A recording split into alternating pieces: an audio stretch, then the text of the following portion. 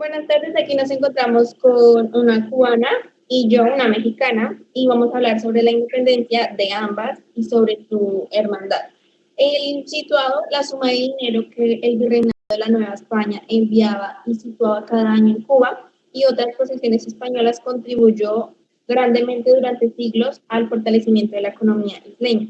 Cuba, por su parte, dio a México gobernantes que contribuyeron a su prosperidad. Uno fue Juan Francisco Güemes y Orcasitas, que tras ser gobernador en Cuba pasó a México como virrey y a mediados del siglo VIII. Otro fue hijo suyo, nacido y criado en La Habana, que llegó a conocerse como conde de Villagigedo y también fue virrey en la Nueva España. Destacó él como gobernante probo y acertado promotor en otras públicas. En la siguiente centuria, Cuba y México iniciaron sus respectivas luchas para alcanzar la independencia. En ambos casos, los independistas estuvieron en contacto. Si bien para los cubanos el triunfo estuvo lejano, no por ello se debilitaron las relaciones con México. Muchos distinguidos cubanos vivieron en el México independiente. Uno fue secretario y yerno del presidente indígena Benito Juárez. También José Martí estuvo en México, donde encontró apoyos para su causa, conociendo y amando a México. Martí poco antes de morir escribió una certera advertencia que decía: "Oh México querido, México adorado, ve los peligros que te cercan. Oye el clamor de un hijo tuyo que no nació de ti. Por el norte un vecino avieso ya cuaja por, pero tú ordenarás, tú entenderás y tú guiarás". Bueno, ese vecino avieso del norte intervino a su manera para separar a Cuba de España y lo logró apropiándose de Cuba y de España, de la isla y de otras posesiones ultramarinas españolas en 1898, medio siglo después de arrebatarle a México la mitad de su territorio. Cuba inició entonces un largo periodo de sujeción al avieso vecino, tan solo a mediados del siglo XX con Fidel Castro, Ernesto Che Guevara y otros exiliados cubanos en México. Pudo aplazarse en este país la expedición que culminó con la victoria sobre el corrupto régimen que imperaba en la isla. La partida de Granma, con 82 esforzados, entre ellos el mexicano Guillén Celaya, ocurrió desde el puerto de Tuxpan, Veracruz, el 25 de noviembre de 1956. Consumada la victoria de la Revolución cubana, las relaciones con México se desarrollaron como ninguna otra de manera ejemplar, al declarar Cuba el carácter socialista de su revolución.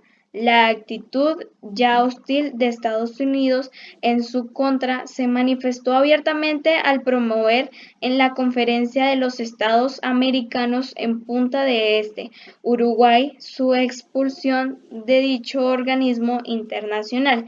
México fue el único país que, oponiéndose a ello, siguió manteniendo relaciones y con el gobierno y el pueblo cubano. Y también no solo esto, sino que México hizo defensa de la soberanía y libre determinación de los cubanos en todos los foros del mundo. En abril de 1961, frente a los intentos de Estados Unidos de promover una invasión de la isla frente a Lázaro Cárdenas, se ofreció pues acudir a su defensa en una gran concentración popular en la plaza principal de la capital del país. Estados Unidos inició y mantiene desde hace mucho un bloqueo económico y político en contra de Cuba en flagrante violación del derecho internacional.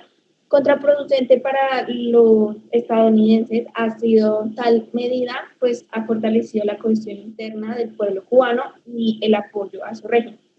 El vecino avieso del norte ejerce además su imperial voluntad de incluir en la lista negra de los violadores de los derechos humanos a Cuba, Solo que en esa lista debería incluirse a sí mismo, pues bastaría con recordar que en la misma Cuba mantiene la prisión de Guantánamo en clave execrable, donde se violan los derechos humanos y símbolo macabro de la supuesta justificación de sus acciones con la idea de un eje de mal inventado por ellos.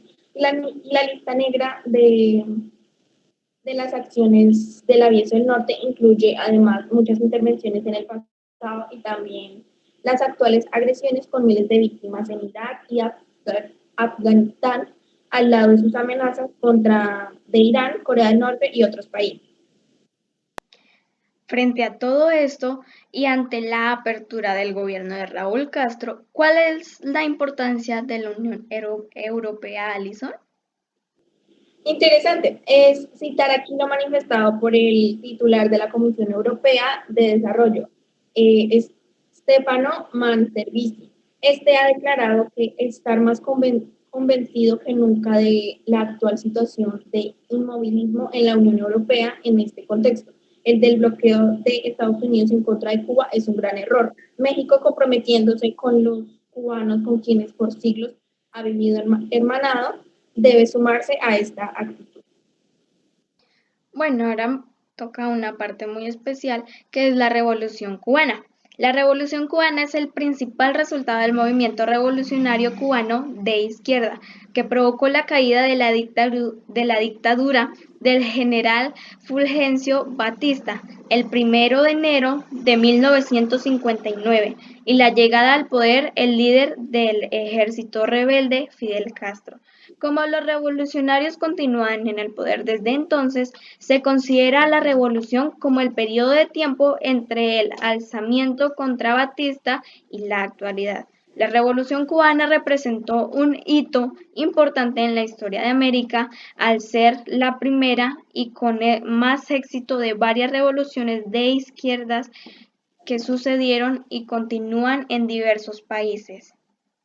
Eh, la, eh, Fue el proceso revolucionario que a partir de 1959 convirtió a Cuba en un país comunista liderado por Fidel Castro. Además, tiene la importancia que permite la entrada del comunismo en el área de influencias en Estados Unidos. Eh, Como una característica, entre paréntesis, México y Cuba establecieron relaciones diplomáticas el 20 de mayo de 1903. Desde entonces han mantenido relaciones ininterrumpidas. Ahora voy a hablar sobre la independencia de mi país, de México.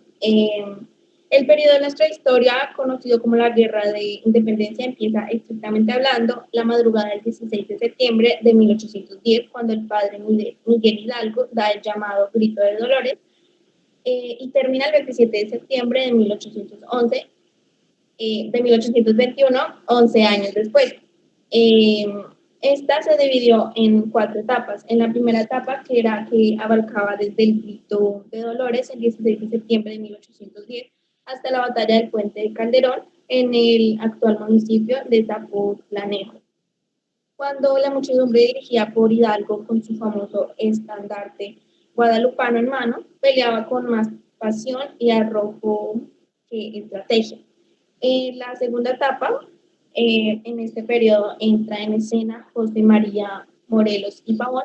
Este va desde principios de 1811 hasta la toma del fuerte de San Diego en Acapulco, pues en agosto de 1813. Durante este tiempo los insurgentes anotaron varios triunfos, siendo los más sonados, los más obtenidos en las regiones del centro.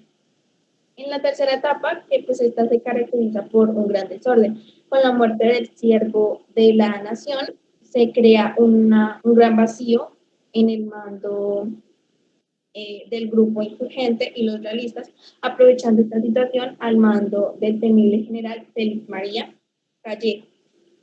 Y en la cuarta etapa y última etapa, esta transcurre del 24 de febrero de 1821 hasta el 27 de septiembre de este mismo año, cuando el ejército brigante al mando del ex realista Agustín de Iturbide entra triunfal junto con Vicente Guerrero a la Ciudad de México. El contingente compuesto por los soldados del general Iturbide y los insurgentes que aún quedaban avanzó por la actual calle de Madero en el centro histórico. Nosotros dos aún somos hermanos. En el 2018, el comercio entre Cuba y México ascendió a 442 millones de dólares. Las exportaciones de Cuba a México incluyen como ron, cigarros, platas, hojas, mensajes de casa, cerveza, aves, obras literarias y motores de aviación. Gracias a esto, México en el 2013 condonó el 70% de la deuda de 340 millones de dólares que Cuba tenía con México. Muchas gracias.